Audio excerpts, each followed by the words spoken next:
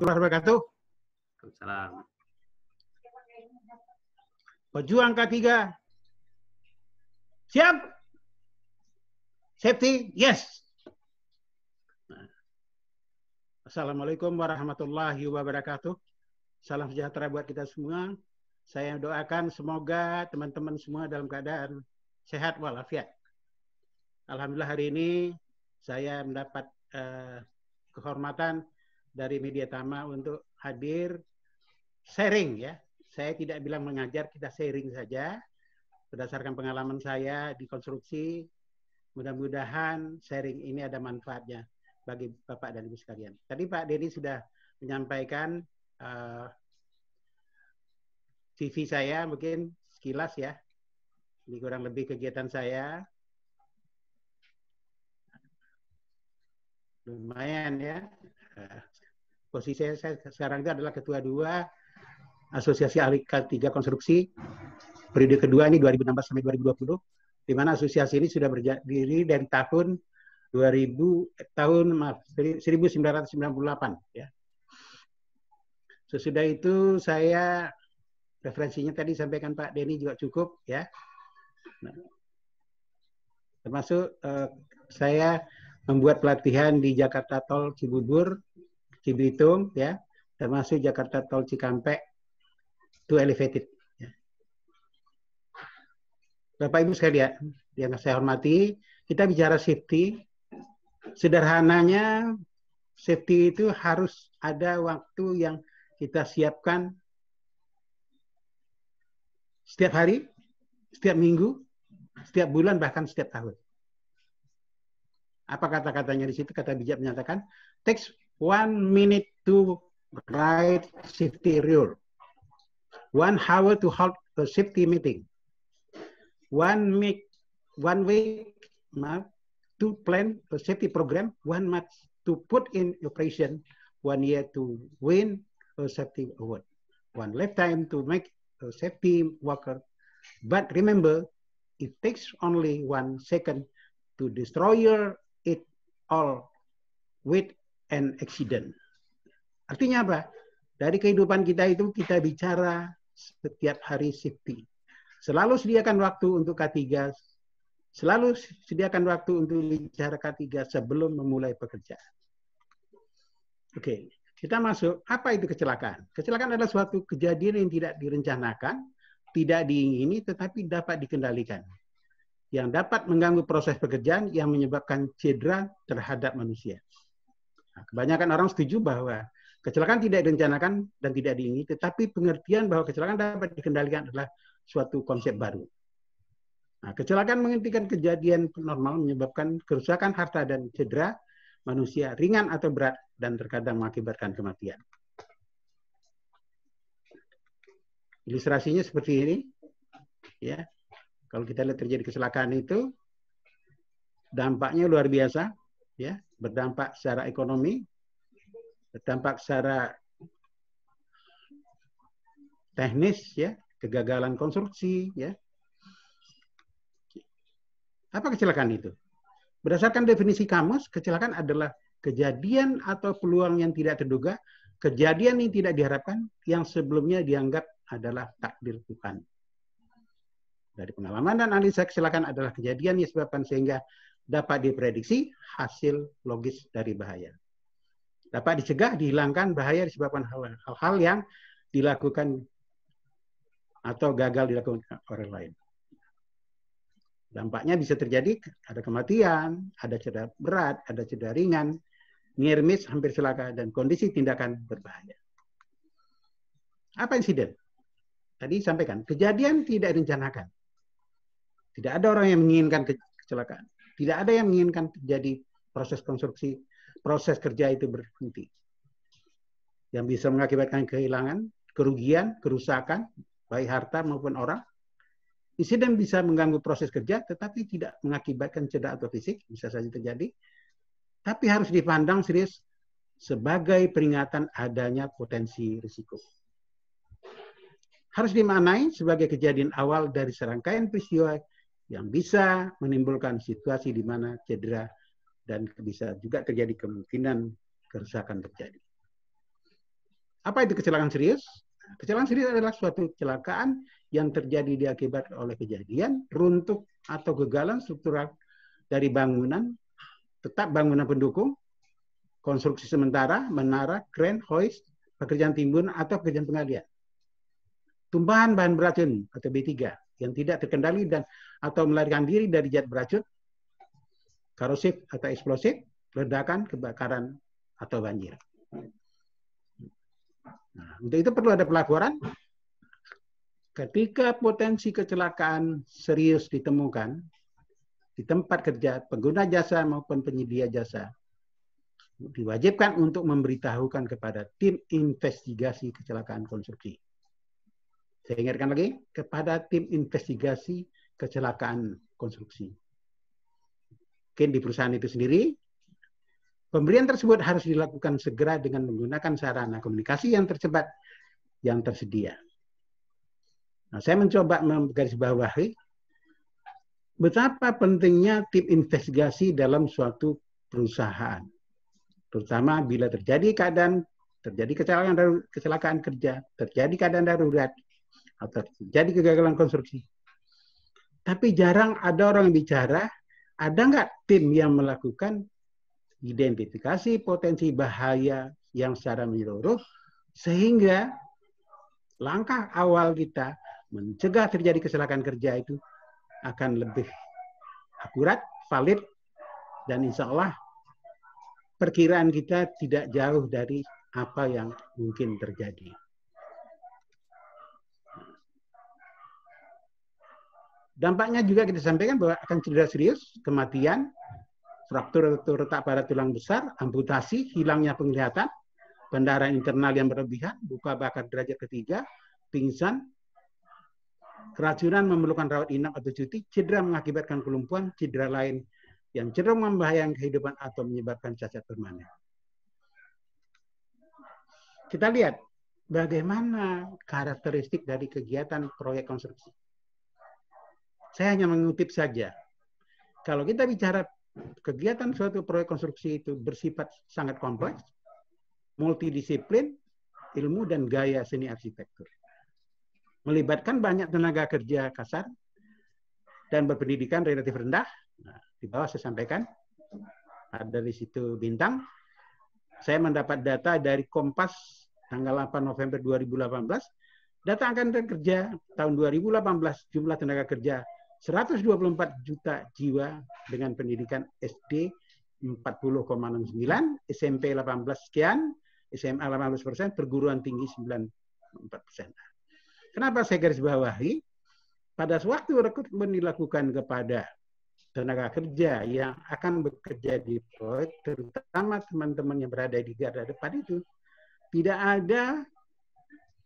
ada kewajiban bahwa mereka punya pendidikan yang katakan harus dipersyaratkan secara jelas.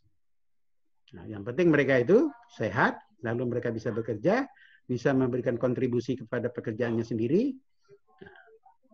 Lalu masa kerja terbatas. Intensitas kerja yang tinggi, menggunakan peralatan kerja yang beragam, tadi sampaikan Pak Denny, ya. Nah, ini siklusnya. Siklus daripada konstruksi bangunan itu sendiri adalah sebenarnya saya tidak hanya ini saja, tapi kita bicara adalah kemungkinan sebelumnya pemasukan penawaran itu. Katakan ada rencana umum dari perusahaan, baru nanti ada studinya, dari studi itu ada FS-nya, baru mereka milih proyek, baru ujung-ujungnya akan dibuatlah suatu proyek, baru mulai bicara, dicari kontraktornya, dicari konsultan perencananya, dicari konsultan pengawasnya, baru cari kontraktor. Nah, di sini kita lihat ada yang namanya pemasukan penawaran, ya, dari tender. Nah, sebenarnya yang jadi masalah itu adalah apakah pada waktu tender itu safety itu sudah dimasukkan belum dalam rencana K3 kontrak. Nah, mungkin nanti sore yang akan dibahas oleh Pak Yaya, ya. Apakah sudah dimasukkan belum? Kalau sudah dimasukkan, ada nggak aturannya? Berapa biayanya? Jadi K3 itu tidak ada yang namanya gratis. Harus ada biayanya. Sampai tanda tangan kontrak, serah terima pertama hasil pekerjaan, serah terima hasil pekerjaan kedua, dan akhir tanggungan. Maka selesailah proses konstruksi. Mengapa dilakukan identifikasi potensi bahaya?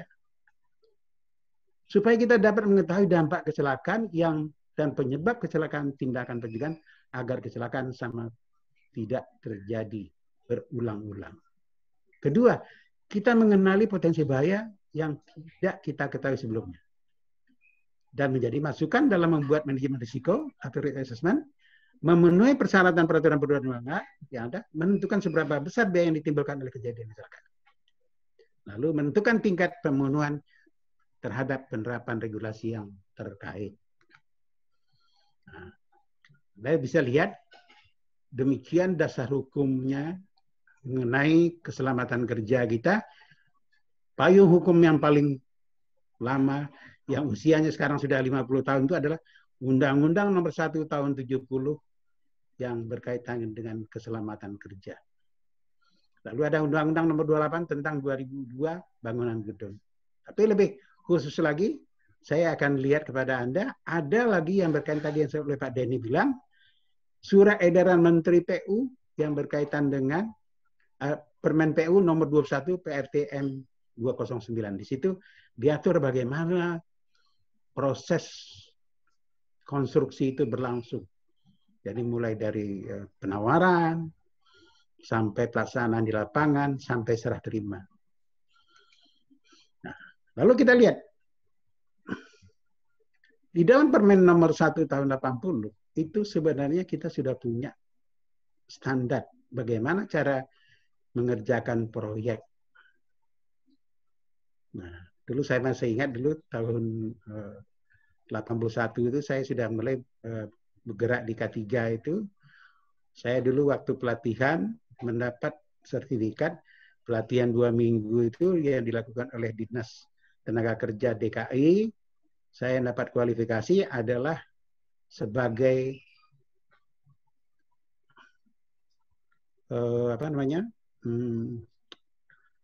Ya kayak sekarang lah, jadi kayak ahli muda lah. Tapi kalau dulu belum ada ahli mudanya. Ya. Safety officer, ya. Safety officer untuk bangunan gedung. Ya. Ini kita lihat tempat kerja dan alat kerja, perancah, tangga, bla bla bla dan sekian. Sampai penggunaan APD sudah diatur di sini. Sampai pembongkaran sudah diatur di sini. Ini tahun 80. Ya. Lalu tadi disampaikan oleh Pak Denny, kecelakaan terjadi kenapa ada proses interaksi di situ yang kita sebut dengan bahasa kita di konstruksi di K3 itu biasanya disebut dengan PME, people, ya, equipment boleh, material dan environmental, ya. Jadi artinya apa? Inilah yang diputar di mana bersinggungan setiap hari.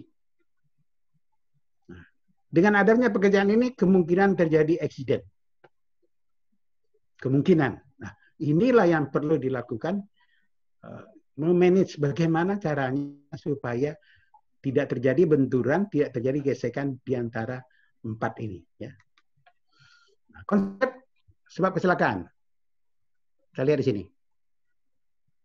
Nah, kalau zaman dulu sering dia bilang kalau terjadi kecelakaan itu adalah nasib atau act of God. Nah, lalu masuk sekarang, kita sering sebutkan sekarang unsafe collision dan unsafe action. Akibatnya sudah mulai di tahun 60 akan muncul yang disebut dengan ketimpangan manajemen, ketimpangan perkayasaan, ketimpangan sistem. Ini sudah mulai dikaji sehingga muncullah yang disebut dengan SMK3. Ya. Nah, proses terjadinya kecelakaan kerja itu adalah pertama, kalau kita lihat tadi adalah kelemahan sistem. Nah, kita masih ingat sistem itu sudah disiapkan tahun yang terbaru itu adalah PP nomor 50 tahun 2012, artinya sistem sudah dibuat. Nah, namun yang jadi masalah itu adalah apakah pekerjanya itu sendiri berperilaku aman atau tidak. Lalu apakah sistem yang sudah dibuat sedemikian rupa menyiapkan tempat yang aman atau tidak?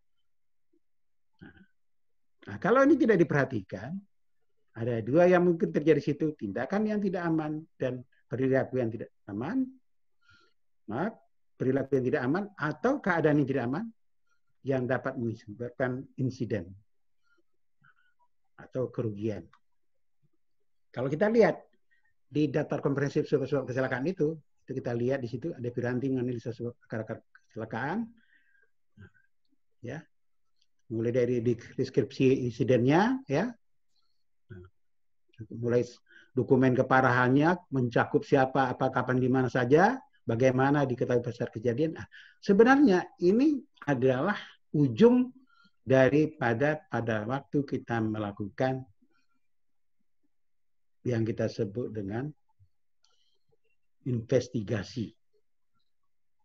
Ya. Dan kita lihat di sini, apakah kita temukan di situ tindakan tidak aman? Apakah kita di situ menggunakan perkakasan yang layak atau yang aman? Menggunakan metode proteksi yang benar? Kelalaian, kekurangan kewaspadaan? Bagaimana kondisi ketidakamannya? Bagaimana sistem pengamannya? Perkakas, alat-alat kerja, bagaimana pekerja terpapar? Bagaimana lingkungan kerja? Nah, bicara lingkungan kerja ini Anda gunakan Permen nomor 5 tahun 2018. Itu terbaru. Di mana di situ diatur mulai dari paparan panas, lingkungan, kebisingan, ya. Lalu bagaimana penataan untuk tempat bekerja yang aman, ya. Lalu faktor-faktor personil. Ini juga kita perhatikan kemampuan fisik orang gitu. Kita lihat apakah kemampuan fisik itu ditunjang dengan gizi yang diberikan, gizi yang didapat. Nah, kondisi fisik, kondisi mental mereka, apakah dia dalam bekerja dalam tekanan? Tekanan mental, perilaku, tingkat keterampilannya bagaimana? Lalu yang tidak kalah pentingnya, apakah pekerja itu dilakukan belum training? Apakah ditingkatkan nggak kemampuan dia? Lalu bagaimana dengan manajemen pengawasan kepemimpinan? Bagaimana seleksi terhadap kontraktor, terhadap subkontraktor, terhadap mandor? Lalu bagaimana desain? Bagaimana rencana kerja? Bagaimana pembelian penangan? Ini semua punya faktor dalam kita mengidentifikasi potensi bahaya di lapangan. Ya. Kalau kita lihat ya, sering kita sebutkan dengan 1, 10, 30, 600. Jadi hampir celaka itu 600, ada kemungkinan terjadi cederanya ada 30, cedera beratnya itu kemungkinan bisa saja 1 atau malah bisa saja meninggal ya. Ini kita lihat beberapa teori ya. Tadi hampir sama ya. Kalau kita lihat di Hendrik ini kecelakaan 80%, unsafe action-nya 10%, berarti 98% ya. Jadi unsafe condition-nya itu 10% ya. Unsafe action 88%, 10% unsafe condition, dan 2% faktor yang tidak diketahui, yang sering disebut dengan act of God ya. Di takdir ya. Lalu SMK 3 Naker ada 3 faktor penyebabnya, yaitu tindakan yang berbahaya, kondisi yang berbahaya, dan faktor lainnya. Oke. Ini saya punya data kecelakaan kerja yang terjadi tahun 2017. Anda bisa lihat di sini. Ini saya ambil dari kejadian-kejadian yang besar saja. Dan ini termasuk waktu itu kategori yang ramai di sosial media, masuk di media TV, ya, termasuk di koran ya. Pada tahun 2018 terjadi lagi kecelakaan. Dan umumnya ini proyek-proyek yang cukup besar ya, dan mungkin Anda tahu ya, cukup besar. Pada umumnya kalau kita lihat kecelakaan ini biasanya, coba kita lihat di sini. Dinding pembatas rel LRT Palembang jatuh. Jembatan overpass pada Bocini ambruk. Kren proyek ambruk. Gider penghubung desa Pasuruan Probolinggo rubuh.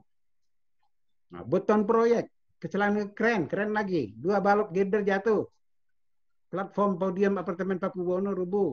Gider penyangga bakal jalan tol Pemalang Batang jatuh. Apalagi masuk lagi di 2018. Beton gider budget jalan tol Depok Antasari Jakarta rubuh. 15 gelagar kotak pada LRT Rawamangun rubuh. Lantai 37 Gedung Manhattan Times Square Medan rubuh. Tor kren menghantam material yang di atas paling atas. Kren pengangkut beton. Kepala kolom di proyek Bisakayu Jakarta ambrol. 7 pekerja luka parah. Proyek flat Pasar Rumput Jakarta kejatuhan besi hollow. Ya, 3 meter sehingga menimpa 1 orang pengunjung di pasar, seorang nenek meninggal ya. Lalu kita lihat pada pekerjaan konstruksi itu ternyata kita lihat yang paling dominan itu justru adalah pekerjaan perancah, backcasting, besi beton, struktur beton, shotcrete di tempat tinggi, struktur baja, struktur kayu, dan perkerasan. Yang paling tinggi itu adalah jatuh dari ketinggian. Itu paling sering ya. Kalau kita lihat di situ jatuh dari ketinggian itu ya. Lalu kejatuhan tertimpa, kecelakaan di jalan akses, sakit jantung, stroke, terjepit mesin, tersengat listrik, terbentur, terlindas, dan sebagainya. Jatuh tergelincir di lantai, tersambar petir, banjir, dan sebagainya. Kebakaran, peledakan, dan sebagainya. Lalu kita lihat. Kita lihat di sini, identifikasi potensi bahaya pada pekerjaan konstruksi. Kita lihat. Tadi kita bicara orang bekerja perancah. Jatuh dari ketinggian. Apakah manajemen risikonya dilakukan atau tidak? Mereka bekerja pada malam hari. Penerang tidak memenuhi syarat.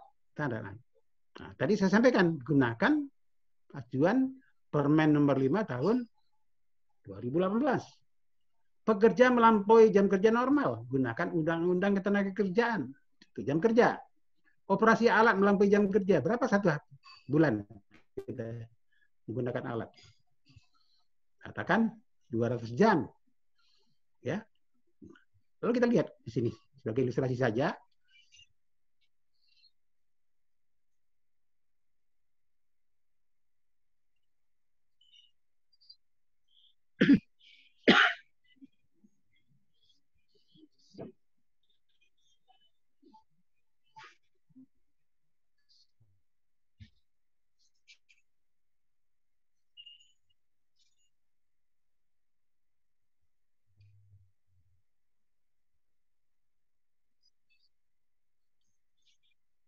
Apa artinya? Kalau kita memperhatikan safety itu, kita merasakan safety secara benar itu, sebenarnya kita melindungi keluarga kita. Kita lihat lagi, apa sih yang terjadi pada teman-teman kita yang bekerja pada malam hari? Coba perhatikan. Betapa kreditnya bekerja pada malam hari itu, di mana lalu lintas masih berjalan. Penerangannya kurang memadai.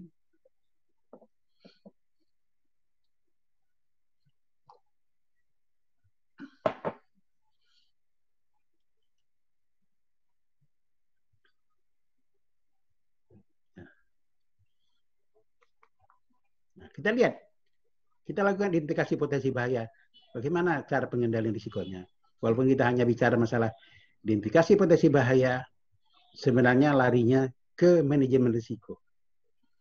Nah, begitu kita benar membuat identifikasi potensi bahayanya, insya Allah kita mampu mengendalikan dalam hal manajemen risikonya. Misalnya di sini, tahap pertama dalam kegiatan manajemen risiko di mana kita melaksanakan identifikasi bahaya yang terdapat dalam suatu kegiatan atau proses, ada 3 pertanyaan yang dapat dipakai sebagai panduan. Apakah ada sumber untuk menimbulkan cedera atau loss? Target apa saja yang terkena atau terpengaruh oleh bahaya? Bagaimana mekanisme cedera loss dapat timbul? Berikutnya, apakah ada sumber untuk menimbulkan cedera? Tadi saya disampaikan, sumber bahaya tempat kerja itu bisa berasal dari bahan, material, alat, mesin, proses, lingkungan kerja, metode kerja, cara kerja, produk. Ya. Lalu kita lihat lagi, bagaimana target yang mungkin terkena terpengaruhnya? Yang pasti adalah manusia. Karena kita ingat, the man behind the gun. Tergantung siapa yang pegang senjata. Manusia, produk, peralatan, fasilitas, lingkungan, dan proses. Dan terakhir mungkin reputasi ya. Oke, kita percepat saja. Nah, ini kalau saya ngambil contoh, bagaimana pentingnya kita melakukan identifikasi bahaya dulu. Untuk pekerjaan tanah misalnya. Nah, pekerjaan tanah itu ada galian biasa, ada struktur. Berarti di situ ada peralatan. Apa ekskavator, ada dump truck, ada loader, ada jackhammer. Nah, ya kan? Ada operator di situ tenaga kerja kita, ada driver, ada mandor, ada pekerja. Kemungkinan apa identifikasi bahayanya? Tertimbun, terjatuh, terpleset. Ini kan bukan cerita. Inilah sebenarnya kita pastikan apa iya orang itu terpleset. Apa benar orang itu tertimbun. Nah, maka kalau di PU itu kita hanya waktu itu menggunakan hanya 3 saja, ya, 3 kelas itu, yaitu ada yang disebut dengan akibatnya itu 1, 2, 3, peluang 1, 2, 3. Nah, jadi kalau nilainya 9 itu berarti posisinya tinggi. Nah, walaupun kalau di tempat lain itu kita misalnya ada risiko yang masih tertinggal ya, tersisa. Ini juga misalnya timbunan. Timbunan di mana? Berarti di situ ada alat, ada orang, berarti di situ ada kemungkinan apa tertabrak. Apa iya tertabrak? Ya. Apa mungkin dia terhisap debu? Apa iya kebisingan? Apa iya mungkin kemungkinan kemacetan lalu lintas atau traffic di situ, traffic jam. Nah, kita lewatin saja ya, ini beberapa contoh ya, nanti bisa Anda gunakan. Anda gunakan yang di tempat Anda juga sama ya. Nah, mungkin ada yang disebut dengan sisa potensi bahaya. Lalu kita masuk sekarang ke hal yang pokok. Ada teknik identifikasi bahaya. Pertama, tradisional. Apa tradisional? Tunggu sampai kecelakaan terjadi. Yang kedua, belajar dari pengalaman orang lain. Ketiga, prediksi bahaya sebelum terjadi. Lalu kita buat. Apa itu teknik tradisional? Menunggu sampai kecelakaan terjadi, baru kita melakukan penyelidikan, mencari faktor penyebab. Bersifat pasif, kerugian telah terjadi, baru ada tindakan. Tidak efektif. Ya. Lalu yang kedua, ya, apakah, maaf ini saya sedikit ilustrasi saja. Apakah seperti ini dulu baru kita buat identifikasi? Sudah meninggal dulu orang, sudah jatuh dulu orang, baru kita identifikasi. Oh, nanti kita nggak boleh lakukan begini. Apa perlu seperti ini? Belajar dari kecelakaan, belajar dari pengalaman siapapun yang menimpa orang lain mengambil tindakan pencegahan. Ini juga tidak efektif karena tidak semua kejadian yang kondisi direferensi. Bahkan Anda tahu sendiri, tidak semua yang namanya katakan laporan berkaitan dengan kecelakaan kerja itu kita dapat dengan mudah, ya. Terlambat karena kecelakaan sudah terjadi walaupun menimpa orang lain, ya. Lalu teknik proaktif, mencari penyebab kecelakaan sebelum terjadi, lebih efektif karena kecelakaan bisa dicegah sebelum kejadian. Bersifat proaktif dan lebih murah. Bersifat terencana, terarah menuju perbaikan kesinambungan. Jadi 3 ya, kita lihat sini. Nah, teknik proaktif itu bisa kita gunakan, misalnya Bapak, Anda Ibu punya mungkin ada checklist pertanyaan, bisa dibuat.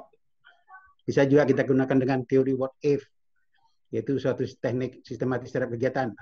Bisa gunakan factory analysis atau analisa pohon, hazard boleh, mengamati bahaya yang mungkin terjadi, kondisi yang tidak standar, dan lain-lain, silakan. Misal kita gunakan metode 5W. Who, what, where, when, how, why. Ya. Misalnya kita gunakan pohon kecelakaan, misalnya kita cari lihat akar-akar penyebabnya, ya. Jadi kita masukkan. Sesudah itu, bisa juga kita hasil dari investigasi. Hasil investigasi dari suatu proyek kita dapat, nah itu merupakan referensi kita. Kalau terjadi hal yang sama, atau dalam rangka kita melakukan identifikasi potensi bahaya, itu bisa kita gunakan sebagai referensi. Misalnya, metode pemasangan perancah, bagaimana caranya, bagaimana sistem pengawasannya, ya, bagaimana cara untuk memeriksanya, bagaimana cara bongkarnya, ya. Nah, ini bisa kita gunakan. Lalu kalau ada waktu, sebenarnya saya punya ada studi kasus ya, supaya nanti agak hidup, tapi saya ambil satu saja nih ya, tapi buat yang lain nanti bisa Anda gunakan. Contoh nih, studi kasus apa penyebab terjadi kecelakaan kerja? Ini tanah ambles gedor menimpa rumah, ya. Maaf ini kepada teman-teman, ini saya hanya mengambil dari media saja ya. Kejadiannya pembangunan konstruksi kereta ringan di Palembang, Sumatera Selatan, yaitu tanggal 1 bulan 8. Terganggu menyusul tanah ambles di tempat parkir kren yang mengangkat girder atau balok penghubung tidak seimbang. Girder sepanjang 30 meter dengan berat 72 ton terjatuh dan menimpa rumah warga. 3 orang mengalami ringan dalam kejadian. Ini saya mengambil dari Kompas tanggal 2 Agustus 2017. Apa katanya? Lokasi kecelakaan berada di Jalan Gubernur Bestari, Kecamatan Seberang Ulu, ya, di Palembang ini.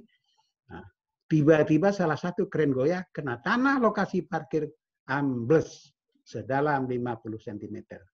Akibatnya, kedua kren tidak seimbang, lengan salah satu kren patah, dan girder yang diangkat jatuh menimpa salah satu rumah dan satu ruko 4 pintu. Ada 7 orang yang tinggal di rumah itu, evakuasi sulit dilakukan karena pintu depan rumah tertimpa girder. Kami mencoba memecahkan kaca jendela untuk mengeluarkan korban. Kata Karsono, salah satu saksi mata yang pada waktu itu berada di tempat situ. Nah, katanya Karsono mengatakan pada hari sebelumnya sejumlah pekerja telah memperingatkan pemilik rumah untuk berhati-hati. Itulah sebabnya penghuni. Berarti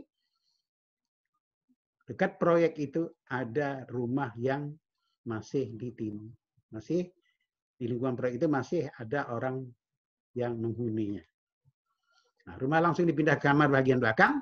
Beruntung mereka sudah pindah, kalau tidak belum tentu tentunya ada ceritanya lain. Nah, kekhawatiran itu pernah diungkapkan oleh pekerja karena Karsono mengetahui tanah di kawasan itu labil, namun pengerjaan terus dilakukan. Ya, menurut pihaknya telah mengevakuasi 7 penghuni rumah ke rumah sakit setempat. 3 orang menderita luka-luka, yaitu Linda, Andi, dan Rara. Ya. Para pekerja yang beraktivitas pada waktu itu adalah Santri operator kren 70 ton, Bagas operator 80 ton, Samsul helper untuk connect. Lalu ada yang kedua, yaitu robohnya bangunan tambahan metro di Tanah Abang Rabu 23 Desember 2009. Kita lihat di sini, telah terjadi kecelakaan kerja di Metro Tanah Abang yang berakibat robohnya bangunan tambahan.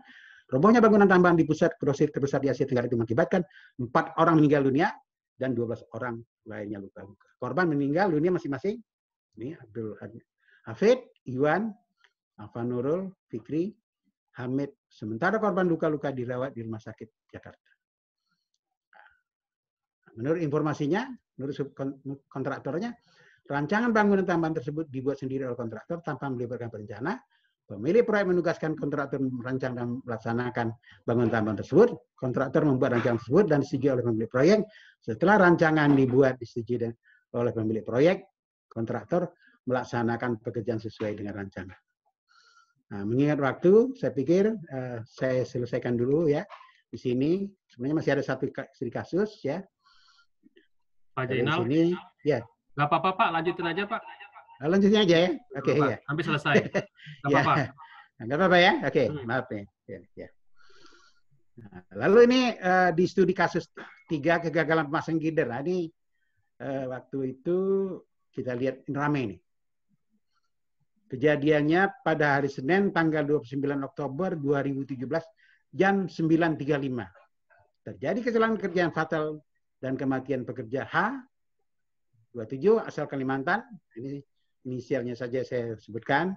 Merupakan mekanik dari perusahaan X, meninggal di lokasi kejadian. Pekerja lain S, warga Probolinggo, sopir mobil pickup, patah kaki sementara itu. N, 35, warga Sumatera Selatan, tukang las, di PT Y, terluka di punggungnya. Nah, mereka dirawat di Rumah Sakit Bangil.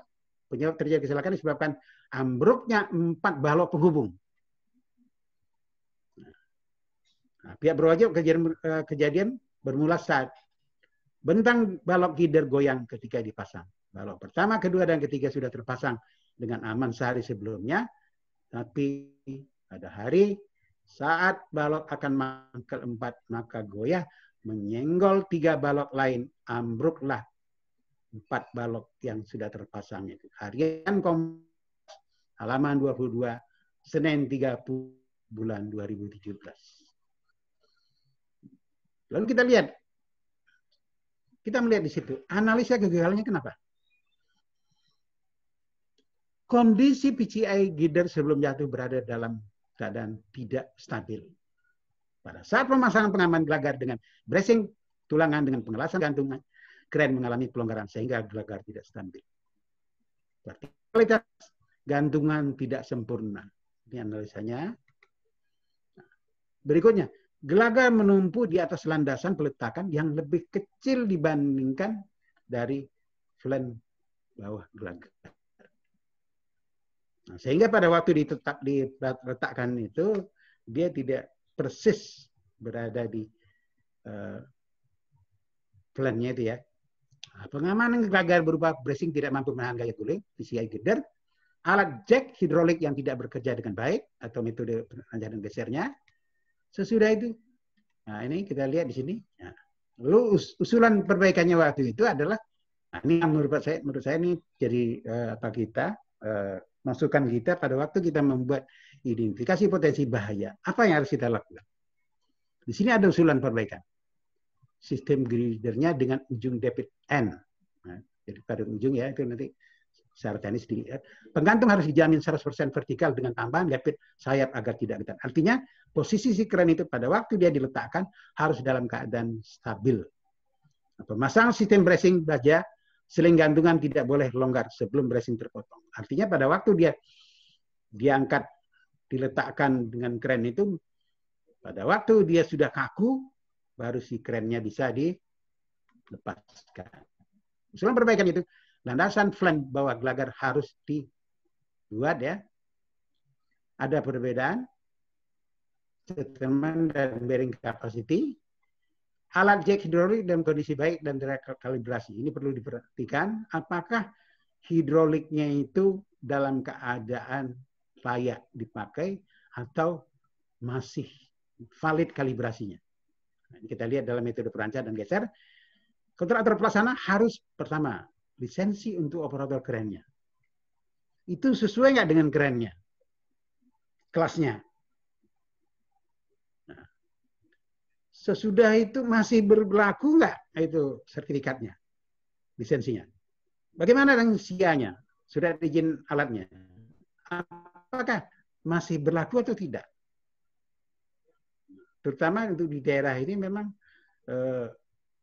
kita juga harus lebih waspada ya. Kadang-kadang kan berpindah itu kita kadang-kadang jangan-jangan alatnya sudah habis masa ininya, izinnya tapi masih digunakan. Ada pertanyaan yang kemarin bertanya itu yang adalah mungkin nggak kapasitas 2 kren sama dengan kapasitas min itu? Bukan secara tidak boleh berumur lebih dari 6 tahun. Ya. Nah, jadi rangkumannya itu adalah apa yang saya sampaikan tadi itu adalah ini koreksi saja Pak Denny tadi yang saya sampaikan kepada ini ada identifikasi potensi bahaya di bangunan konstruksi itu harus diperhatikan adalah pertama site plan atau layout harus menggambarkan kondisi terbaru. Ini kenapa saya sampaikan?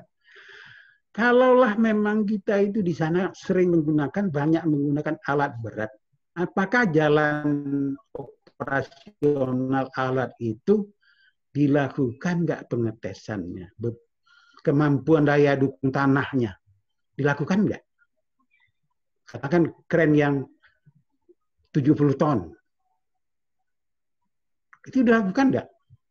Sehingga tidak terjadi tanahnya ambles gara-gara kren sedang operasi.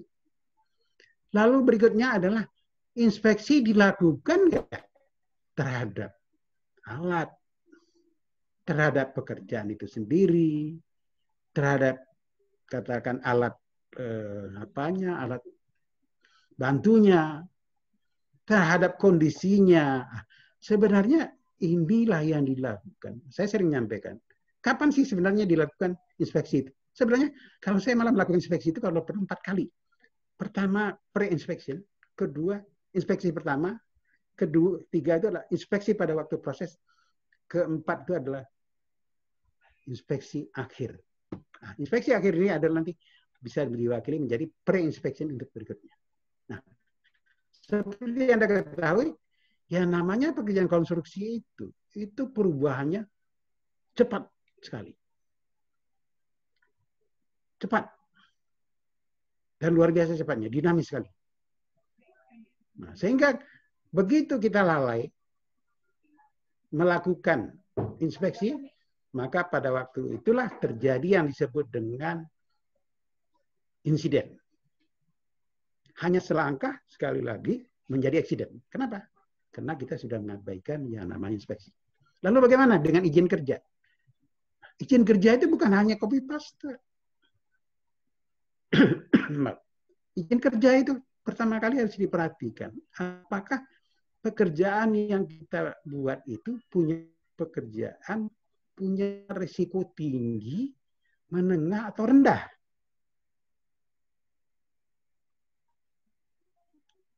Nah, kalau dia punya pekerjaan itu lokasinya punya potensi bahaya tinggi, maka harus dilengkapi yang namanya dengan job city analysis. Siapa yang membuat job city analysis ini? Itu yang membuat job city analysis itu adalah tim. Nah, tim ini bisa siapa saja yang punya kompeten terhadap pekerjaan yang akan dikerjakan. Mulai dari mandor, tukang las boleh, supervisor boleh, mekanik yang mungkin paham, operator boleh. Kita libatkan. Karena mereka yang garda di depan ini. Jadi orang safety itu tugasnya nanti memastikan apakah job safety analysis itu sudah dilakukan,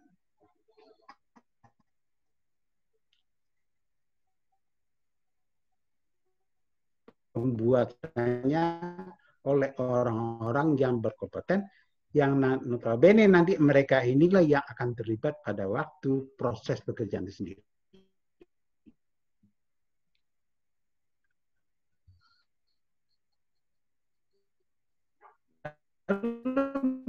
Bagaimana dengan peralatan? Peralatan. Kita perhatikan, ada nggak rencana peralatan ini? Suatu tanda kan kita lagi rame-rame yang dinas peralatan yang sekarang jadi salah kan?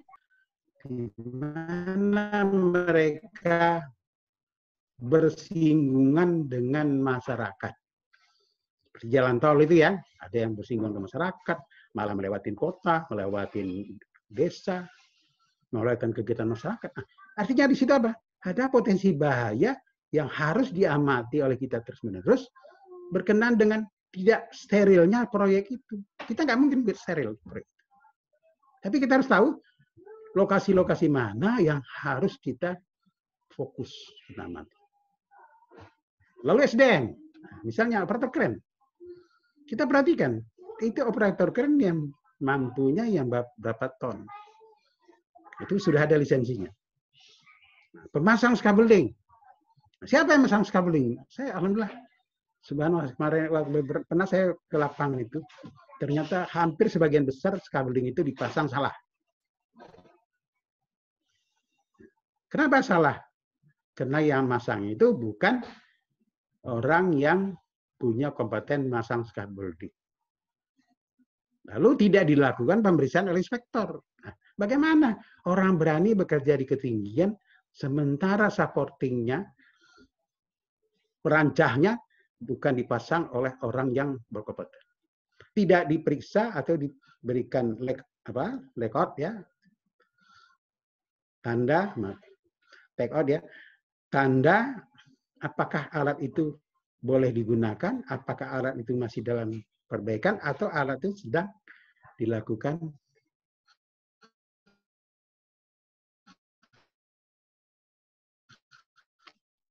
pembongkaran. Mungkin kita perhatikan pada umumnya proyek besar itu mereka bekerja pada bahkan boleh mereka bekerja pada hari libur, tapi harus minta izin. Nah, pertanyaannya, kalau terjadi penyimpangan jam kerja ini, sudahkah mereka meminta izin kepada Disnaker setempat? Dan sudah ada izinnya belum? Nah, ini kenapa? Tadi saya sampaikan, kecelakaan kerja itu munculnya adalah terutama pada orang. Kelelahan, kecapean, sementara gizinya tidak cukup, istirahatnya kurang, pada waktu itulah kita terjadi kecelakaan kerja. Ini kurang lebih sharing saya ya. Makasih Pak Denny, silakan. Oke. Oke, Sebentar Pak.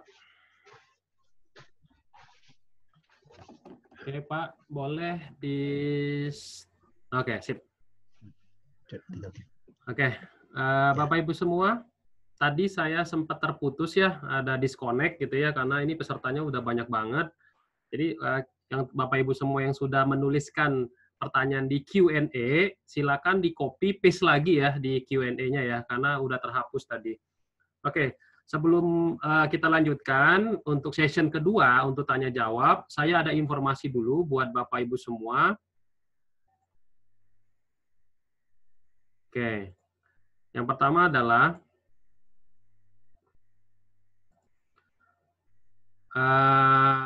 kalau Bapak Ibu semua tertarik untuk pelatihan K3 konstruksi, sertifikasi Kemenaker RI ataupun BNSP secara online, insya Allah nanti kalau nggak akhir Juni atau awal Juli, kita akan adakan untuk ahli K3 konstruksi sertifikasi BNSP ya, secara online ya. Bisa menghubungi Ibu Made di 0821 13.257. Nah, untuk pengambilan e-certificate PIC webinar kita siang ini yaitu Mas Adi ya di 0821 2518 1430. Ingat e-certificate-nya nggak wajib, boleh ambil, boleh enggak, karena berbayar. Follow juga Instagram kita @mediatama, Facebook kita di Tama Media Tama Sertifikasi. Dan insya Allah juga webinar kita siang ini akan kita upload di YouTube ya. Nama YouTube-nya Kak Cideni. Mohon bantuannya di subscribe agar Media Tama lebih semangat lagi untuk menyelenggarakan webinar secara gratis. Oke, sebagai informasi, Media Tama menggunakan 3 aplikasi nih teman-teman untuk e-learning-nya. Pertama Mika Pro, YouTube, Zoom Webinar. Agak beda ya dengan Zoom Meeting, teman-teman bisa lihat sendiri ya. Nah, untuk Mika Pro sendiri, itu ada modul-modul hard copy, buku-buku regulasi, dan video kita upload semua dalam satu aplikasi. Termasuk juga modul pelatihan yang ada siang ini, ada di tombol ini ya. Silakan masuk ke sana. Nah, ada info terbaru nih bagi teman-teman semua yang ingin belajar lebih dalam lagi di ilmu K3 konstruksi. Asosiasi Ahli K3 Konstruksi sudah membuat satu buku nih. Nama bukunya Peraturan Perundangan dan Pengetahuan Dasar Keselamatan Konstruksi yang disusun oleh Bapak Kusumo Derajat selaku Sekjen A2K4 dan Ketua Umum A2K4 yaitu Bapak Lazuardi Nurdin. Bapak Ibu boleh pesan ke Mbak Rani 0857 726 8650, harganya 175.000, tebalnya 350 halaman, format A5. Ini udah termasuk free ongkir untuk DKI ya. Tapi kalau Bapak Ibu ambil 2 buku, silakan nanti di harga 149.000 per buku. Oke, sebagai informasi nanti sore itu ada materi selanjutnya basic RKK ya. Jadi kita belajar pengetahuan dasarnya RKK itu apa berdasarkan Permen PUPR nomor berapa ya? Nomor 5 tahun nomor berapa nanti ya kita bahas sama Pak Jainal ya, saya lupa ya. Yang terbaru yang 14 2020 kalau nggak salah ya. Terus besoknya kita belajar lagi mengenai prosedur pengawasan pekerjaan konstruksi bersama konsultan MK ya. Ini Pak Ari ini bekerja sebagai konsultan di MK ya, Pak Ari Wicaksono. Lalu Jumatnya kita belajar OSH Risk and Opportunity ya, berdasarkan ISO 45001 2018. Hari Minggunya kita belajar basic K3 linker ya, jam 1, dan sorenya kita belajar CSMS. Silakan Bapak Ibu semua kalau mau belajar CSMS. Kita kerjasama dengan Kita Kompeten ya. Oke, kita mulai aja pertanyaan, kita jawab ini. Jadi Bapak Ibu semua yang sudah bertanya tadi, mohon di copy paste lagi di fasilitas Q&A. Tadi sempat terhapus ya karena ada disconnect, karena pesertanya banyak sekali. Jadi yang menanggung bandwidth-nya adalah host-nya gitu ya. Oke, Pak Jainal, kita bahas pertanyaan dari Pak Eko Pangestu Wibisono. Oke, ini dia pertanyaannya. Boleh Pak Jainal di-unmute? Ketika selesai proses konstruksi pembangunan jembatan, biasanya akan ada uji beban statis dan dinamis dengan menggunakan peralatan dan kecelakaan kerja saat proses uji beban. Nah, kalau kita sebagai orang K3 atau HSE, ya kan, pada saat sebelum melakukan uji beban tersebut, apa yang harus kita lakukan? Inspeksi apa yang harus kita lakukan? Nah, itu Pak. Jadi, inspeksi terhadap sebelum pelaksanaan uji beban. Nah, itu. Oke. Pak Denny? Ya, dengar Pak. Oke, ya oke. Jadi gini, saya waktu itu saya pernah menjadi narasumber atau menjadi jadi moderator. Saya nggak usah sebutkan ya, LRT ya. Persiapan untuk yang berkaitan dengan pengetasan itu yang harus dilakukan itu adalah, katakan misalnya kita mau melakukan pengetesan di suatu tempat A, katakan gitu ya, katakan di Cawang lah. Ini yang penanya dari Jakarta bukan nih? Ya. Ada ini. Ya. Betul Pak. Penanya di Jakarta bukan? Ya, kayaknya di Jakarta Pak. Oh ya, oke. Katakan kita mengangkat atau melakukan pengetesan itu di daerah Cawang. Katakan ini LRT ya. Berarti apakah jalan tol, terserah. Artinya apa? Seorang K3 itu harus memastikan bahwa areal yang akan dilakukan pengetesan itu harus dalam kondisi pertama sudah steril dulu. Itu yang penting. Lalu yang kedua, pada waktu akan dilakukan pengetesan itu, pastikan bahwa pada waktu pengetesan dilakukan, kondisi di situ dalam keadaan aman. Lalu yang ketiga, kalau dia melakukan tes beban itu berarti ada alat yang dia gunakan.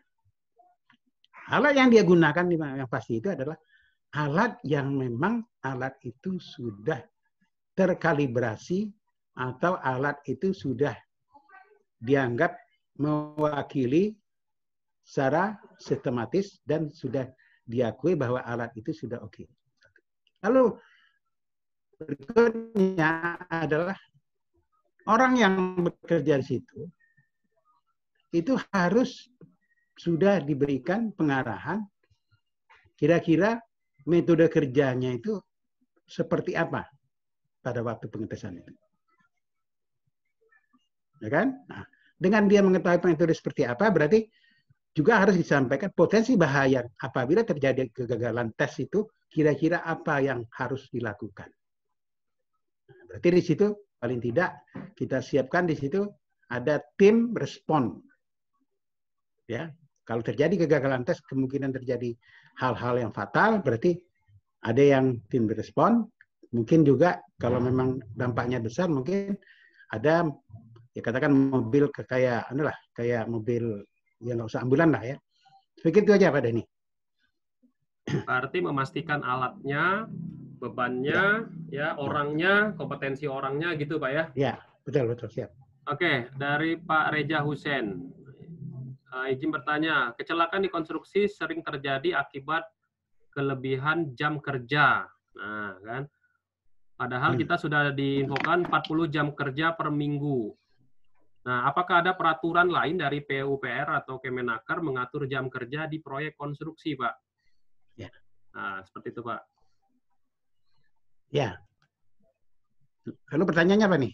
Ya, regulasi yang mengatur jam kerja untuk di proyek konstruksi karena suka lebih terus nih, Pak, menyebabkan kecelakaan. Nah. Sebenarnya begini ya, kalau saya nggak mau bicara undang-undang lah ya.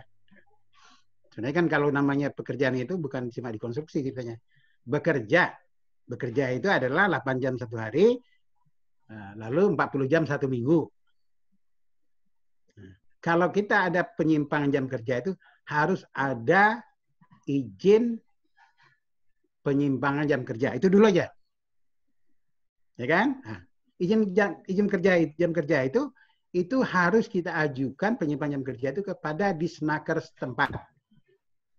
Nanti Disnaker setempat lah yang akan memberikan rekomendasi apa yang harus kita lakukan. Itu aja lah. Oke. Nah, jadi kita nggak usah bilang wah ini di konstruksi enggak. Jadi nanti kemana-mana itu. Oke, intinya. Jadi kalau ada penyimpangan jam kerja, ya, kalau ada penyimpangan jam kerja berarti harus ada izin permohonan kepada Disnaker setempat bahwa kita melakukan penyimpangan jam kerja. Nanti mereka yang ngatur apakah dibikin sistem shift, lalu ditambah dengan kita harus menyediakan puding atau apa. Extra puding ya. Iya betul. Nah. Oke, intinya harus ada work permit ya gitu ya Pak Reja ya. Ya, work permit ya. Work permit biasanya didampingin dengan JSA. Jadi kalau malam harus ada JSA bekerja di malam hari gitu Pak ya.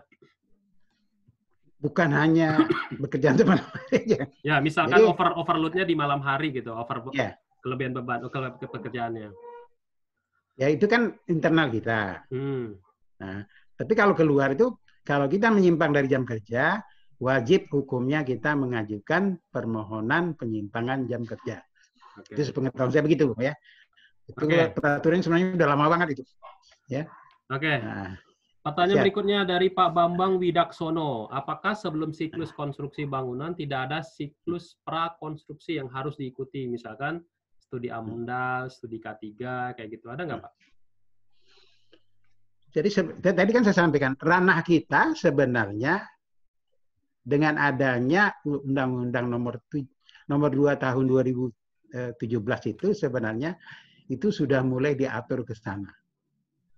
Tapi karena kita bicara di kontraktor, kita hanya membicarakan pada waktu proses konstruksi. Nah, lalu kita lihat, apa itu AMDAL sebenarnya?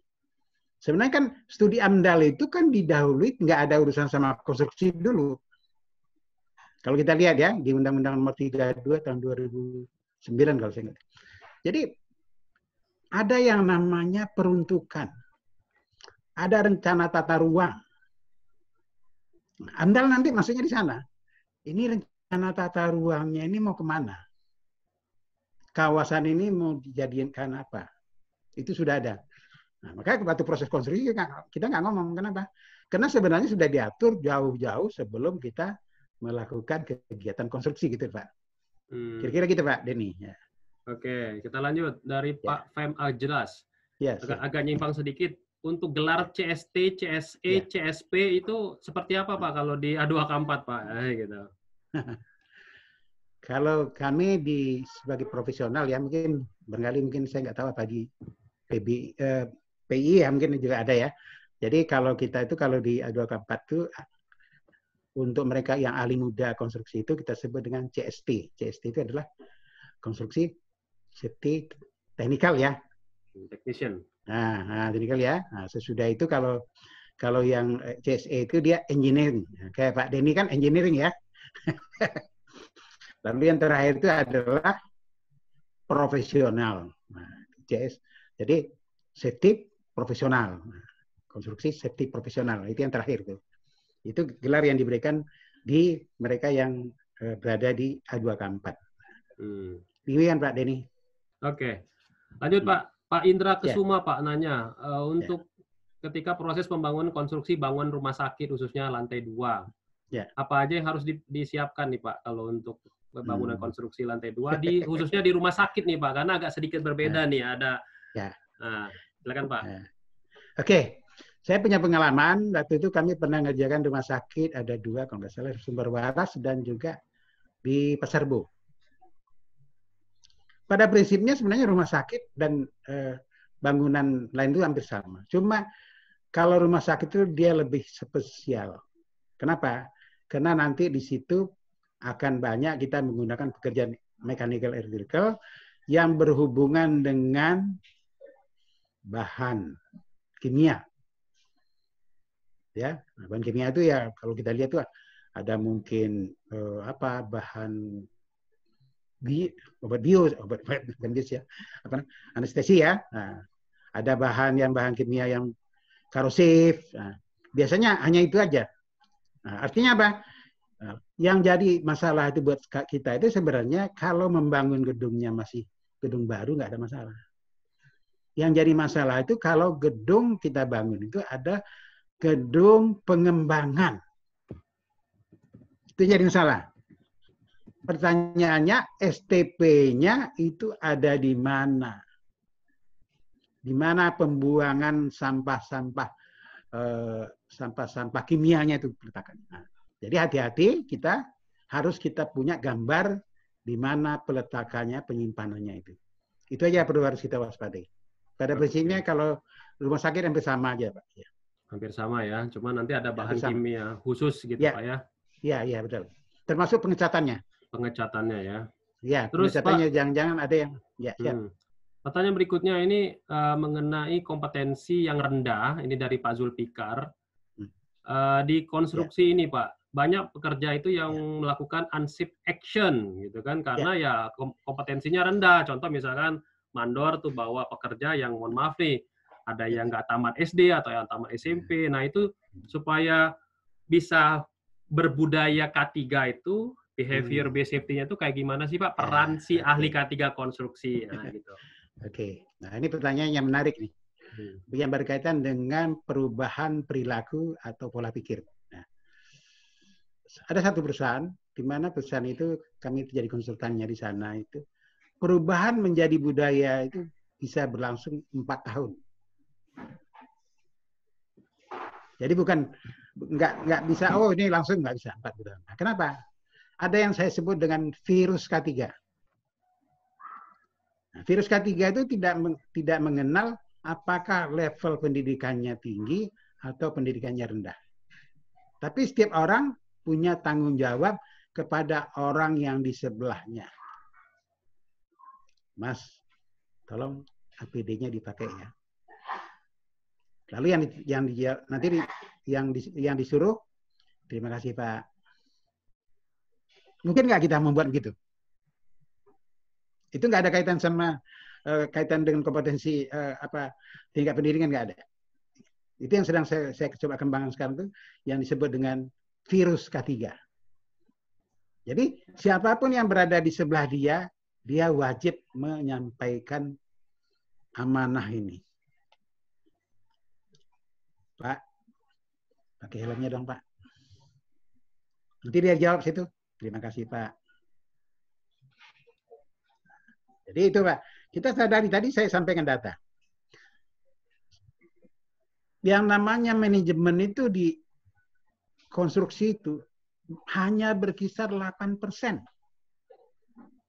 Sementara tenaga kerja kita yang di garda depan itu berjumlah 92% dengan tingkat pendidikan yang beragam. Sekarang pertanyaannya, bagaimana kita bisa membudayakan K3 kepada mereka-mereka yang tadi kita bilang pendidikannya rendah?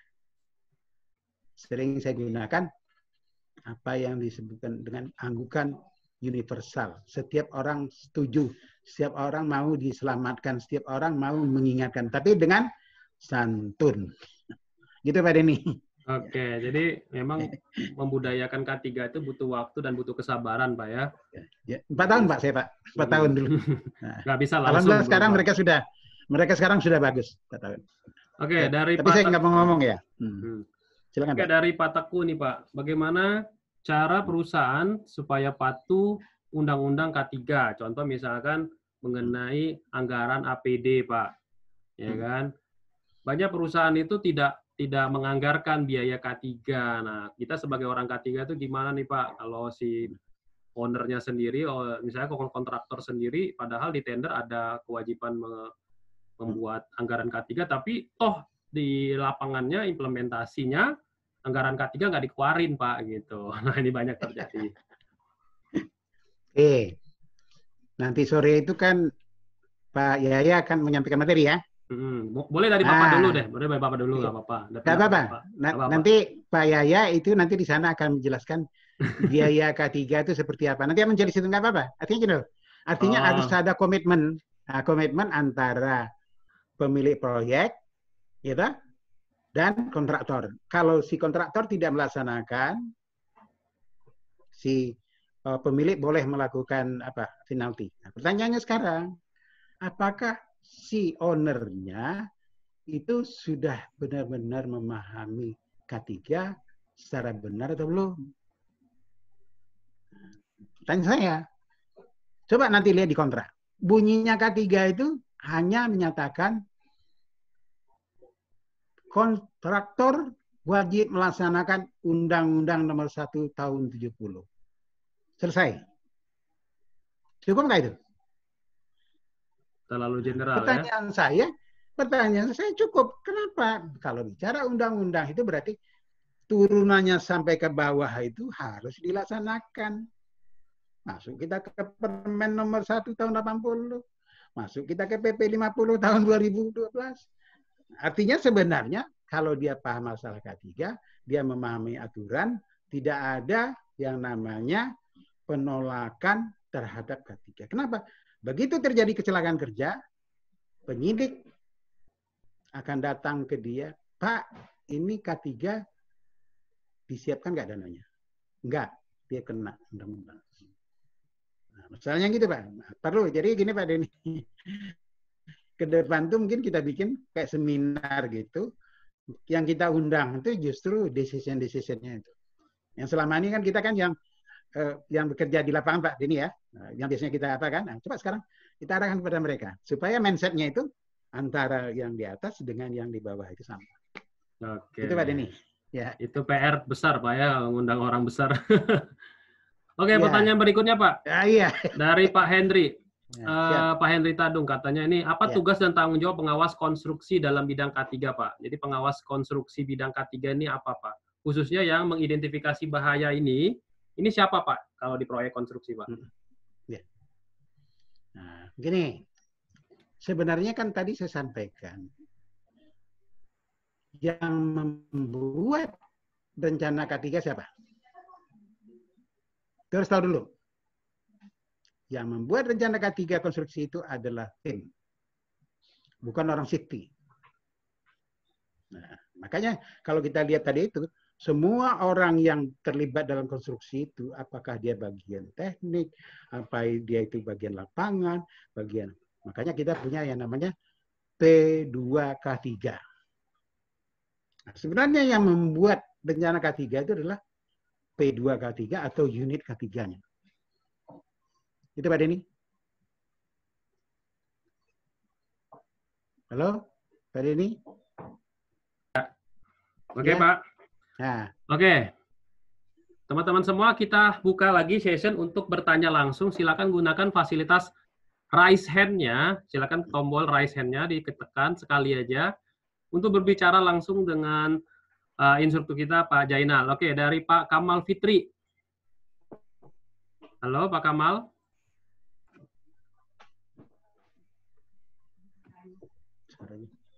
Halo, Pak Kamal. Teman-teman, silakan gunakan raise hand ya. Oke, sambil menunggu. Oke, Pak Adi Fahrin.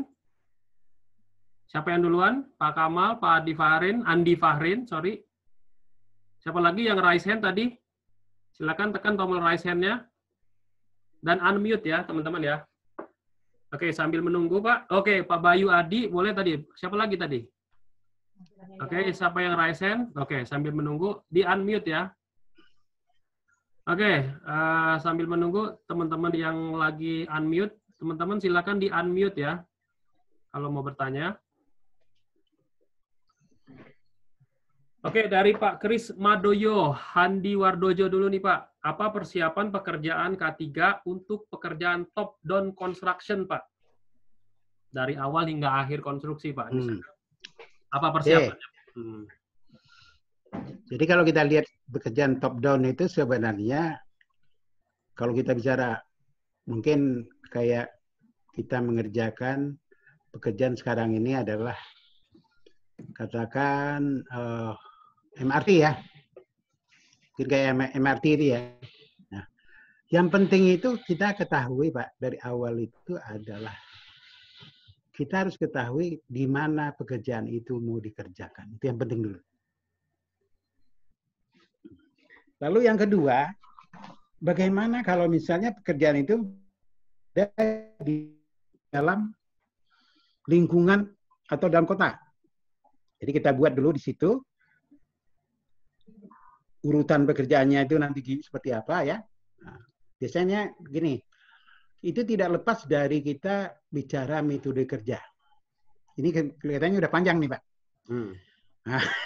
Nggak apa-apa, sikat aja Pak. Ya, ya. Metode kerja itu artinya itu kan metode kerja yang dibuat oleh bagian teknik kita. Nah, lalu bagian teknik kita ini mengundang tim P2K3 untuk melakukan pembahasan bagaimana cara kita mengerjakan pekerjaan top down. Nah, dengan informasi mulai dari jenis tanah, lokasi tanahnya di mana, nah, lalu lingkungannya seperti apa, di situ dekat nggak dengan apa gedung, dekat nggak dengan kali, dengan itu semua ada. Kenapa? Yang bisa dikhawatirkan itu termasuk juga utilitas. Di situ ada nggak yang kemungkinan pipa apa? Bisa pipa gas, bisa pipa PAM. Nah, ini harus dilakukan dulu yang saya sebut dengan riset dulu. Yakinkan dulu. Belum lagi traffic manajemennya. Lalu bekerja jam berapa yang di situ yang paling efektif. Ini betul-betul harus diperhatikan. Nah, dari situ baru kita bicara alat yang akan digunakan itu alat apa saja. Nah, pertanyaannya alat yang digunakan itu apakah alat itu populer atau tidak? Nah, kenapa? Bisa dibayangkan kalau kita bekerja top down itu berarti kita bicara menggali ke bawah. Berarti di situ akan ada tanah yang diangkat. Begitu tanah yang diangkut itu kemana? Berarti melewati jalan masyarakat, jalan raya. Berapa meter, berapa kilometer yang harus ditempuh. Nah, kalau pagi hari misalnya jalan itu digunakan oleh masyarakat, sementara tanahnya bertebaran kemana-mana, berarti kita harus punya yang namanya stok sementara tanah sebelum diangkat. Satu. Yang kedua, biasanya kalau kita ada galian berarti ada air. Pertanyaannya, air ini mau dialirkan kemana? Ya, nah, saya mengerjakan basement itu 4 lantai, pernah ya 4-5 lantai. Airnya mau dibuat kemana? Lalu dampak dari kita waktu mengerjakan itu berarti kita menggali, berarti air permukaan turun ke tanah, permukaan air tanahnya turun, lalu dampaknya bagi masyarakat. Berarti kalau dia berada di lingkungan masyarakat, ada kemungkinan pada waktu kita melakukan penurunan permukaan air tanah itu, ada kemungkinan masyarakat di sekitar situ akan kekeringan. Nah, lalu apa upaya kita supaya masyarakat di sana tidak komplain? Itu dari bicara lingkungan. Apakah kita menyiapkan tandon supaya airnya nanti bisa diambil sama masyarakat? Ini pernah kejadian saya waktu itu di proyek BNI City dan ya Pen City lah dulu ya yang di situ. Nah, di mana sekelilingnya itu air itu kita naikkan ke atas, lalu air itu kita alirkan ke rumah masyarakat atau kita tampung sehingga masyarakat di situ tidak merasa kekeringan gitu. Nah, itu kurang lebih Pak Denny. Oke. Ini masalahnya apanya? Panjang lagi nih. Nah, Oke Pak, kalau misalkan ya. ini Pak pertanyaannya bagaimana Ya. cara menganalisa suatu bangunan itu layak operasi atau tidak Pak? Nah, misalnya udah serah terima nih kayaknya nih. Ya. Layak nggak nih? Nah siapa terus bagaimana cara menilainya gitu? Dari Ibu Isnan Tabatan. Isnan Tabatam. Oke, Bapak apa Ibu? Ya. Ini sebenarnya kalau itu bukan ranah kita lagi Pak Denny. Bukan ranah kita ya. Siapa Pak itu Pak? Ranah kita, ya bukan ranah kita. Nah, itu ranahnya mungkin ke dinas mungkin ke dinas tata kota apa saya nggak jelas. Tapi itu bukan ranah kita lagi. Kenapa? Itu nanti akan turun namanya layak pakai, ya layak digunakan itu kan. Nah itu kan udah nggak masuk kita lagi itu. Nanti ada penilaian sama dengan kayak itulah Pak Denny. Misalnya kayak pemadam kebakaran. Di gedung itu kan, nah kita kan nggak ikut di situ. Yang ikut itu kan dari Dinas Pemadam Kebakaran yang melakukan pengetesan kan. Nah, itu sama dengan itu, layak huni. Nah, kalau saya nggak salah. Ya. Maaf ini nggak masuk jalur kita. Ya. Oke, ada lagi nih dari Ibu Mila Fitriati. Jika ada terjadi kecelakaan, ya Pak.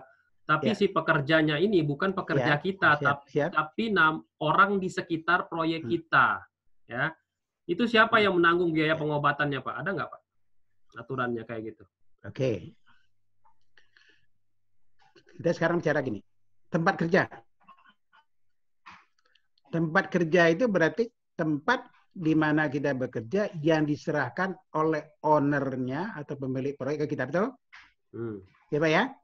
Nah, artinya selama terjadi kecelakaan kerja di tempat kita itu, walaupun bukan orang kita tanggung jawab. Kalau masyarakat sekitar, Pak, kayak ada yang punya warung, ada pedagang kaki lima, kayak gitu, masih tetap. Ya? Iya. Kalau dia berada di tempat kita, kan tadi saya sampaikan, ini ada lahan. Lahan ini diserahkan ke kita. Ya kan? Nah, begitu lahan ini diserahkan sama kita, berarti tanggung jawab di siapa? Di kita. Tapi kalau di luar lahan, Pak, di luar lahan kita, ada orang lewat gitu, ada orang sekitar, tiba-tiba ada kren jatuh kayak gitu, Pak. Atau ada apa? Itu siapa yang nanggung kayak gitu? Ya, jadi gimana, Pak? Ini kan kasusnya gini. Pada waktu ceritanya di pasar rumput itu kan yang orang itu kan kejatuhan pipa besi itu kan bukan di dalam proyek. Itu di luar proyek. Ada ibu-ibu di pasar rumput itu lagi belanja. Tahu-tahu ada pipa 3 meter, pipa holo jatuh. Di ban ibu-ibu itu. Padahal ibu itu bukan ada. Nah, sekarang pertanyaannya jatuhnya dari mana? Kan dari proyek. Gitu. Di bannya kemana? Ya kan gitu kan. Nah, berarti kan larinya kemana? Ke pidana kan. Termasuk misalkan ada debu, ada suara, itu juga. Lagi debu, ya udah. Itu udah kita, udah itu nanti di lingkungan hidup udah masuk itu. Oke, itu ya Bu Mila ya. Oke, saya buka lagi penanya berikutnya Pak Iwan Susardi, Pak Andi, Pak Kamal. Silakan siapa yang duluan? Silakan raise hand ya kalau mau bertanya. Pak Andi Fahrin. Siapa yang duluan? Silakan. Halo, Pak Andi. Halo, siapa nih teman-teman yang mau raise hand? Silakan. Oke, sambil menunggu. Oke, Bapak ada lagi bertanya. Silakan. Pak Eko banyak juga nih pertanyaannya nih, detail banget. Oke, Pak Murizal dulu nih. Penting atau tidak sih Pak analisis AMDAL bagi suatu proyek konstruksi? Terus langkah utama yang melakukan analisis AMDAL itu gimana Pak? Langkah utamanya, apa langkah utamanya gitu? Oke, nah ini kita bicara undang-undang ya. Yang namanya AMDAL itu bukan datangnya ujuk-ujuk, bukan mendadak, ya kan? AMDAL itu sudah dibuat sebelum proyek itu berlangsung. Nah, pada waktu konstruksi itu adalah bagian daripada AMDAL. Bagian dari AMDAL. Artinya bagian dari fasenya AMDAL. Yang membuat itu adalah pemilik proyek. Nah, pemilik proyek itu, kita di kontraktor itu hanya melaksanakan program yang sudah dimasukkan dalam tender. Yang disebut dengan cuplikan dari dokumen AMDAL pada waktu proses konstruksi. Ya kan? Nah, itu kira-kira. Artinya apa? Sebenarnya kita itu hanya melaksanakan saja. Pemerakarsanya itu ownernya, pemilik proyek. Dia menggunakan kontraktor itu sebenarnya tidak bisa disalahkan. Justru yang disalahkan itu adalah pemakarsa. Makanya ada yang namanya melakukan pemeriksaan AMDAL, kan ada kan? Ada pemeriksaan itu kan? Nah, yang diperiksa itu sebenarnya bukan kontraktornya, Pak. Yang diperiksa itu adalah ownernya. Nah, dan tidak semua proyek konstruksi itu wajib AMDAL-nya. Tolong dibaca nanti kalau nggak salah di Undang-Undang Nomor 32 tahun 2009. Tidak semua. Ya. Hanya untuk proyek tertentu saja. Nah, gitu Pak Denny. Oke. Dari Ibu Made Yeni, Pak, bagaimana menganalisa K3 kalau jalan ambles, Pak, saat pembangunan basement rumah sakit di sebelah jalan gitu. Jadi dia lagi bangun basement rumah sakit, di sebelah jalannya itu ada jalan yang amblas, Pak. Jalan yang mungkin amblas atau terbuka kayak gitu. Kalau kita sebagai orang K3 apa yang harus kita lakukan, Pak? Mungkin kayak gitu, Pak. Ini larinya udah banyak ke teknis ini ya. Jadi gini, tadi saya sampaikan, semua yang namanya desain itu harus sudah dilengkapi dengan data teknis, termasuk data tanah. Nah, kalau kebetulan ada bangunan yang bersebelahan dengan proyek kita itu, katakan ada bangunan jalan. Itu kan bangunan juga, Pak Denny. Betul kan? Nah, pertanyaannya, boleh kita katakan membangun di sebelah jalan? Nah, itu yang perlu dipertanyakan kan? Nah, artinya apa? Ini ranahnya konsultan perencana. Nah,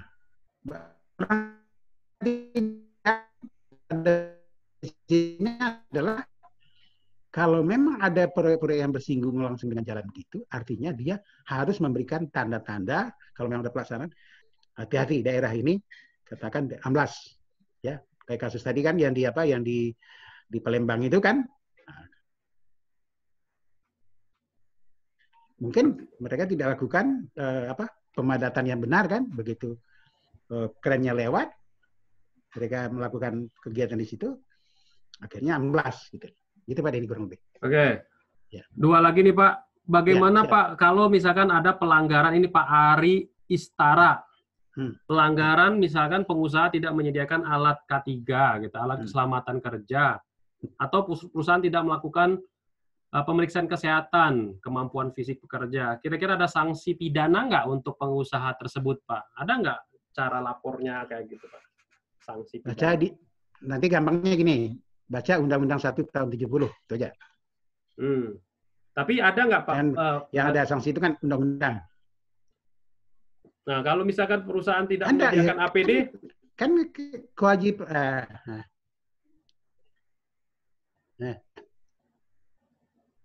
Terus wajib menyediakan alat keselamatan kerja. Kan ada di situ. Nanti dia di pasal-pasalnya itu. Nah, kalau tidak dia menyediakan berarti lihat sanksi bawahnya. Walaupun memang sanksinya masih debatable itu kan, kenapa hanya cuma 100.000 kan pada tahun 70 kan. Nah, pada tahun 70 itu kalau nggak salah tahun 73 itu gaji saya baru Rp9.000 sebulan. Ya kan? Infonya dikali 1.000 Pak ya. Jadi kalau 100.000 dikali 1.000 berarti 100 juta Pak ya, sanksinya ya. Begitu Pak ya, saya dapat info ya. 100 juta ya. Nah, saya nggak mau ngomong kemarin kena 100 juta itu. Ya, jadi ada salah satu perusahaan kontraktor yang kena denda sanksi 100 juta ya. Jadi 100.000 dikalikan 1000 gitu ya. Iya, iya. Oke Pak, kayaknya waktu kita sudah habis nih Pak. Ya, siap. Boleh Pak, sebelum ditutup, Bapak dapat memberikan closing statement pelaksanaan untuk mengidentifikasi potensi bahaya di bangunan konstruksi untuk teman-teman yang sekarang kerja di konstruksi nih Pak. Silakan Pak. Oke, terima kasih Pak Denny, teman-teman seperjuangan ya. K3 ini saya bilang teman-teman seperjuangan. Menarik sekali ya. K3 ini saya sudah merasakan betapa mulai dari nol K3 itu, mulai dari tadinya tidak care sampai sekarang ini kita lihat di mana-mana sudah kita ketemu dengan yang namanya K3 itu adalah merupakan suatu kebutuhan. Nah, lalu yang penting kita ingat itu adalah kalau kita melakukan identifikasi potensi bahaya itu, coba kita lihat rajin-rajinlah kita melihat toko sebelah. Apa artinya? Kalau bisa kita cari informasi mengenai proyek yang mirip dengan proyek kita. Lalu kedua, kalau terjadi kecelakaan kerja, tim investigasi kita itu benar-benar melaksanakan sesuai dengan metode investigasi itu.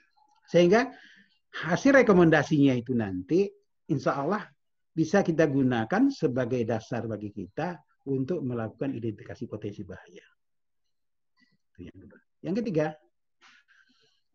potensi bahaya itu tetap akan berkembang berdasarkan dinamisnya proyek. Jadi Anda jangan bilang, Pak, saya udah ada rencana K3. Betul.